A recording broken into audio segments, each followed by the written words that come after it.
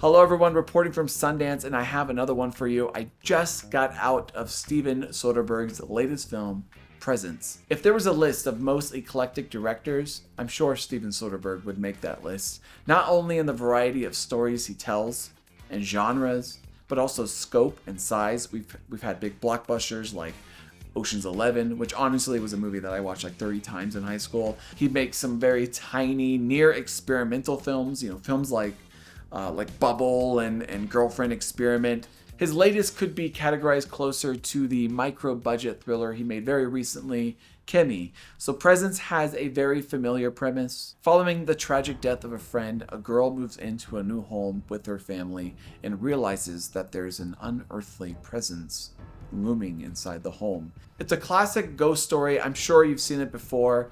What's unique isn't so much the premise, but more so in how it's shot. The camera, using a wide-angle lens that Yorgos Lanthimos would whip out and use, it acts as our unearthly presence. Soderbergh, or the name he uses when he DPs, Peter Andrews, shot the story entirely from the point of view of the ghost. As the spirits wander through the house, so does the camera, kind of whipping and gliding from one room to another, eavesdropping on conversations. Soderbergh seems to be the type of director that likes to present himself creative challenges, and he really likes to experiment. And though you are completely conscious of the choice being made, I have to say it's pretty surprisingly effective, and it's surprising how accustomed you become to the style. I almost forgot for a moment that there was any other way to shoot a film. Leading the film is Kalina Liang, playing Chloe. She seems to be the only one in the house that can feel this presence. Lucy Liu is in it. Crystal Sullivan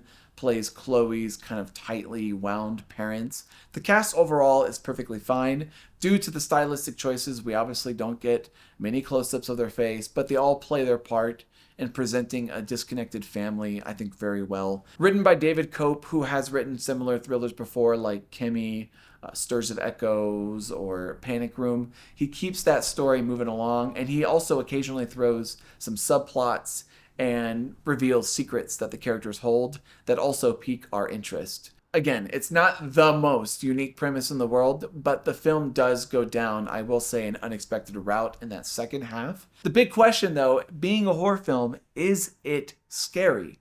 And the answer is really yes and no. Presence doesn't really seem to be interested in generating cheap jump scares. The film is all about building anticipation and worrying when and if the ghost will strike. There is one, I will say, spine-chilling moment towards the end, and I won't ruin it, but the scariest thing in the film isn't really actually the ghost at all. It's being unaware of the monsters that actually live among us that we don't expect.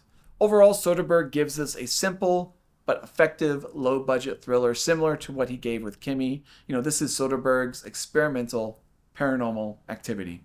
So if that sounds like something you'd be interested in, check it out. Again, he doesn't swing for the fences, but he also doesn't swing and miss with this one. So I give this a 6 out of 10.